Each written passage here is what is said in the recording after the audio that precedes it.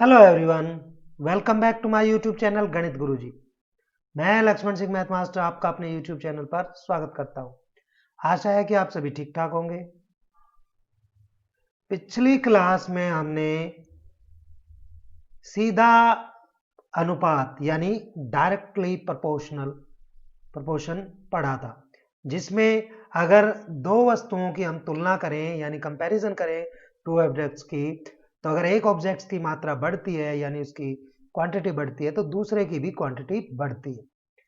उसी के ऊपर बेस्ड आज कुछ और क्वेश्चन है, कंटिन्यू करते हैं। तो चलिए शुरू करते हैं। नेक्स्ट हमारा जैसे क्वेश्चन है, एक जहाज के मॉडल में, यानी एक मॉडल है, पिक्चर है, उसका मस्तूल यानी उसका मास्ट यानी जो उस पर कपड़ा जो एक डंडे के साथ झंडा लगा होता है उसको बोल रहा है, वो कह रहा है कि 9 सेंटीमीटर ऊंचा है, जबकि वास्तविक जहाज का मस्तूल कितना है? 12 मीटर। यानी उसके पिक्चर में तो छोटा ही रहेगा, उसमें बड़ा है। तो कहता है कि यदि जहाज की लंबाई 28 मीटर है तो उस मॉडल की लंबाई कितनी है, उस पूरे मॉडल की यानी पिक्चर की। तो इसमें आप क्या करेंगे कि यहां लिखेंगे आप जहाज की लंबाई, वास्तविक लंबाई, और इसके नीचे लिखेंगे आप मॉडल की लंबाई।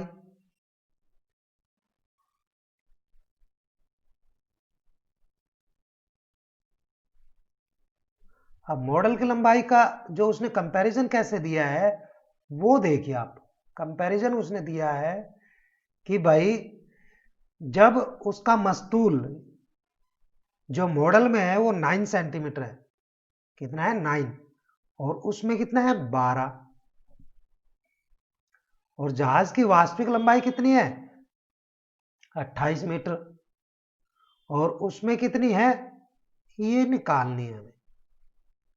तो इसमें आप क्या करेंगे कि इसकी ये यूनिट तो सेम है, इन यूनिट्स को आप क्या करेंगे, ऐसे कैसे रहने देंगे ताकि सेंटीमीटर में आनी होगी। तो आप क्या करेंगे कि जैसे हमने सिखाया था 12/9 और 28/x। अब 9 से इसको करेंगे 3 से, 3 9 जा 3 3 जा 9 और 3 4 जा 12, और यहां से आपके पास आ गया 4/3 इज इक्वल टू 28/x। अब आर पार गुणा कर देंगे तो यहां से आपके पास आ जाएगा 4x is equal to 28 multiply by 3, यानी x इज इक्वल टू, अब इस 4 से इसको डिवाइड कर देंगे। क्यों कर देंगे? क्योंकि ये मल्टीप्लाई में है, तो ये यहाँ पे, तो यहां से आप इसको कैंसिल करेंगे, 4 एकम 4, 4 7 28। अब 7 और 3 बच गए, तो 7 गुणा में 3 यानी 21 सेंटीमीटर उस जहाज की लंबाई होगी मॉडल में। मॉडल में लंबाई जो होगी वो उस जहाज की 21 सेंटीमीटर होगी। समझ आ गया होगा। नेक्स्ट है हमारे पास, मान लीजिए कि 2 किलो चीनी में 9 इंटू 10⁻⁶ क्रिस्टल है। क्रिस्टल मतलब उसके दाने हैं। 2 किलो चीनी के जो दाने दे रखे हैं वो दे रखे 9 इंटू 10⁻⁶। अब ये आपसे कहता है कि निम्नलिखित चीनी में कितने चीनी के क्रिस्टल होंगे। तो आप क्या करेंगे, यहां आप चीनी की मात्रा लिखेंगे। इस तरह से आपको टेबल बनानी है, टेबल बनाइए। यहां लिखेंगे आप चीनी की मात्रा, चीनी की मात्रा, और इसके नीचे लिखेंगे आप क्रिस्टल। उस मात्रा में चीनी के दाने कितने हैं, क्रिस्टल। तो भाई ये हमसे कहता है कि 2 किलो अगर चीनी है तो कितने क्रिस्टल है? 9 इंटू 10⁻⁶। अगर 5 किलो चीनी हो तो कितने होंगे? और इसी तरह इसी में एक बना देता हूं और कि 1.2 किलोग्राम चीनी में कितने क्रिस्टल होंगे। तो पहले आप यहाँ एक्सपोज कीजिए, आपको क्या करना है 2/9 इंटू 10⁻6 और 5/x क्रॉस मल्टीप्लाई कीजिए, तो 2x is equal to 5 into में 9 10⁻6 अपॉन में 2 बाद में आएगा ये हमारे पास। यहां से x is equal to 5 into 9 यानी 45 इंटू 10⁻6 अपॉन में 2। आप इतना चाहें तो इतना रख सकते हैं, बाकी इसको सोल्व करना चाहें तो 10⁻6 है, उसमें से एक 10 निकाल लीजिए, 10⁻5 बच जाएगा और अपॉन में 2। इस 2 से इस 10 को कैंसिल कर लीजिए, तो ये 2 × 25 इंटू 10⁻5 5। इतने उसमें क्रिस्टल होंगे, किसमें 5 किलोग्राम चीनी में। 5 किलोग्राम चीनी में इतने हो जाएंगे। इसके बाद है हमारे पास 1.2 किलोग्राम चीनी में कितने होंगे, तो 1.2 में आप यहां पर ये जो है 5 जो लिखा है इसको आप 2 कर लेंगे, 5 जो है इसको आप 2 कर लेंगे, यानी यहां जो है 1.2/x। अब क्रॉस मल्टीप्लाई कीजिए, तो 2x is equal to 1.2 into 9 into 10⁻6 और x इज इक्वल टू, इसका पॉइंट हटा लीजिए 1.2 का, तो अपॉन में 10 आ जाएगा, इंटू में 9 इंटू 10⁻6 और जो ये 2 था ये भी अपॉन में आएगा, तो इस 2 से इसको कैंसिल कर देंगे, 6 आ जाएगा और 1 पावर इसमें से कैंसिल हो जाएगी, तो यहाँ 5। तो ये हमारे पास हो गया 54 इंटू 10⁻5। इतने उसमें क्या होंगे, क्रिस्टल होंगे। 54 इंटू 10⁻5 क्रिस्टल होंगे 1.2 kg चीनी में।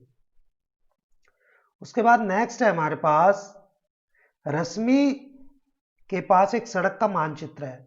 सड़क का एक मानचित्र है जिसमें पैमाने में 1 सेंटीमीटर की दूरी 18 किलोमीटर, यानी अगर पैमाने उस चित्र में 1 सेंटीमीटर है तो वो जो सड़क है वो 18 किलोमीटर लंबी है। अगर वह सड़क अपनी गाड़ी से उस सड़क पर अपनी गाड़ी से 72 किलोमीटर की दूरी तय करती है, तो बताइए कि मानचित्र में कितनी दूरी तय की। तो आपको कुछ नहीं, आपको टेबल बनानी है। यहां लिखेंगे आप मानचित्र,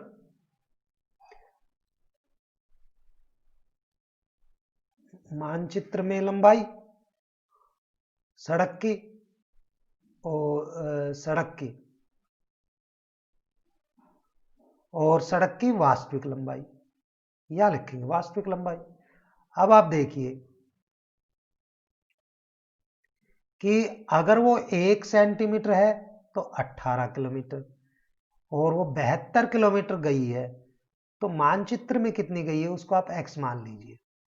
इसको सीधा आपको अपॉन में लिखना है 72। अब आप क्रॉस मल्टीप्लाई कीजिए, तो आपके पास 18x इज इक्वल टू 72, तो x इज इक्वल टू कितना आ जाएगा 72/18।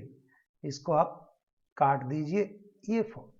तो उसकी जो मानचित्र में लंबाई है, हाँ एक बात ध्यान रखिए कि जो आप मान रहे हैं उसको वापिस जो x लिखा है उसको वापिस लिखिए, तो मानचित्र में लंबाई उसकी 4 सेंटीमीटर हो गई। तो ये समझ आ गया होगा। इसके बाद नेक्स्ट जो हमारा 9th क्वेश्चन है वो है हमारे पास कि एक पोल है, खंबा है, पोल खड़ा है, जैसे बिजली का घर आसपास में खड़ा होता है, 5 मीटर 60 सेंटीमीटर ऊंचा है वो, और एकदम से स्लैंटली खड़ा है, एकदम से सीधा वर्टिकल। उसकी जो छाया की लंबाई है वो 3 मीटर 20 सेंटीमीटर है। उसी समय पर ज्ञात कीजिए कि 10 मीटर ऊंचा है और 10 मीटर ऊंचा 50 सेंटीमीटर ऊंचा एक अन्य खंबे की लंबाई क्या होगी। एक साथ 2 खंबे खड़े हैं और टाइम वही है, तो आप क्या करेंगे, यहां पे आप लिखिए खंबे की लंबाई, खंबे की लंबाई, और यहां लिखेंगे आप छाया की लंबाई। तो खंबे की जो लंबाई है वो है 3 मीटर 20 सेंटीमीटर। 3 मीटर और 20 सेंटीमीटर है वो। और इसकी जो छाया की लंबाई उस खंबे की लंबाई जो है वो 5 मीटर और 60 सेंटीमीटर है। और उस खंबे की छाया की लंबाई है 3 मीटर 20 सेंटीमीटर। और उसी टाइम दूसरे खंबे की है 10 मीटर 50 सेंटीमीटर। और उसकी छाया की लंबाई हमें ज्ञात करनी है। इसको तो हम एक्स मार्क सपोज कर लेंगे। अब जो ये है 5 मीटर और 60 सेंटीमीटर अपॉन में 3 मीटर और 20 सेंटीमीटर, और ये 10 मीटर और 50 सेंटीमीटर, और ये x। तो आप इसको एक मीटर में हमारे पास 100 सेंटीमीटर होते हैं। तो आप ये 500 हो गए और 60 ये, तो इसको हम सबको सेंटीमीटर में कन्वर्ट कर लेते हैं। 560, ये 320, और ये हमारे पास 1050, और ये हमारे पास x हो गया। तो एक जीरो से एक जीरो कैंसिल। ये अब 8 चौक 32 और 8 सातु 56, तो हमारे पास आया 7/4 1050 बटे x। आर पार गुणा कर लीजिए यहां से, तो 7x इज इक्वल टू हमारे पास हो जाएगा 4 इंटू में 1050। तो x इज इक्वल टू कितना हो जाएगा, यहां कर देते हैं हम 4 इंटू में 1050 और इसके अपॉन में 7। तो इसको काट दीजिए, ये हमारे पास 7 1 जा 7 और 7 5 जा और 0। तो इस तरह से उसकी हाइट जो लंबाई आई वो 600 सेंटीमीटर आई। तो 600 सेंटीमीटर के 6 मीटर। 6 मीटर उस जो दूसरा खंबा है उसकी छाया की लंबाई आ गई। छाया की लंबाई जो हमारे पास आई वो 6 मीटर आ गई। इसी का सेकंड पार्ट है हमारे पास कि उस खंबे की लंबाई ऊंचाई ज्ञात कीजिए जिसकी छाया की लंबाई दे रखी हो। यानी छाया की लंबाई जो है वो दे रखी है 5 मीटर, और यहां हमें निकालना है खंबे की लंबाई। तो यही बात है, 5 मीटर 60 सेंटीमीटर अपॉन में 3 मीटर और 20 सेंटीमीटर, तो x बाई 5 मीटर। तो आप इसको मीटर को चेंज कर लेंगे तो ये 560 सेंटीमीटर हो गया सेंटीमीटर, और ये भी 20 560 x अपॉन में 500। सेंटीमीटर से सेंटीमीटर, 0 से 0 कैंसिल। 8 चौक 32 और 8 सातु 56, तो x ये हमारे पास आया 7/4 is equal to x by 500। Cross multiply कीजिए, तो केवल इसको कीजिए आप ताकि आपको आसानी हो जाए। 7 इंटू में 500 और अपॉन में 4 रहेगा ही, इज इक्वल टू x।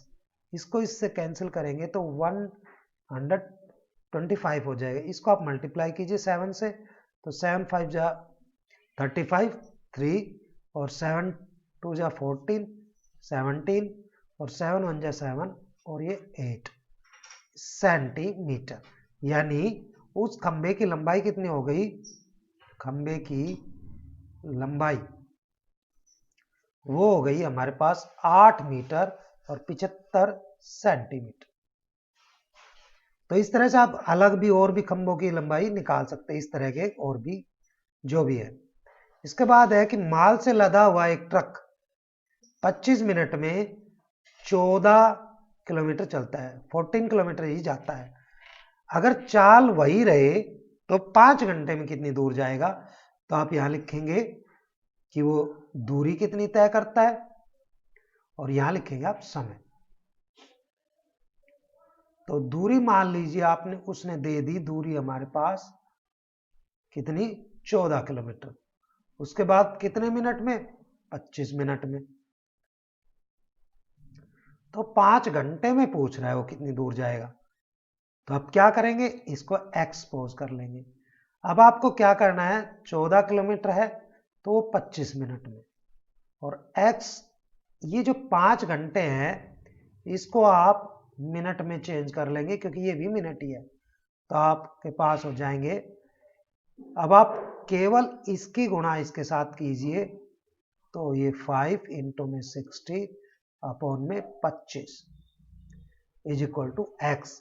तो 5 5 25 और 5 से ये 12, यानी 14 गुणा में 12। तो इसके गुणा करेंगे, 12 चौक 48 और 12 कम 12, 168 किलोमीटर वो जाएगा ट्रक। 5 घंटे में कितनी दूर जाएगा? दूरी जो वह तय करेगा वो 168 किलोमीटर तय करेगा। तो ये कुछ सवाल थे सीधे अनुपात में, यानी डायरेक्ट प्रोपोर्शनल पर। आप इस तरह के और भी क्वेश्चन कीजिए ताकि और अच्छी तरह से आपको क्लियर हो जाए। एक बात ध्यान रखिए कि आपको दूरी जैसे हमने यहाँ की है, यहाँ हमने दूरी की है, तो दूरी ही लिखिए दूरी के कॉलम में, और समय के कॉलम में समय की लिखिए, और इनको आप अपॉन में लिखिए और क्रॉस मल्टीप्लाई कीजिए। इजी क्वेश्चन है। मेरी वीडियो पर कोई नया है तो सब्सक्राइब कीजिए, लाइक कीजिए और शेयर कीजिए ताकि आपको नई नई अपडेट टाइम मिल सके। और मेरी वीडियो के अंत तक बने रहने के लिए आपसे धन्यवाद। Thank you.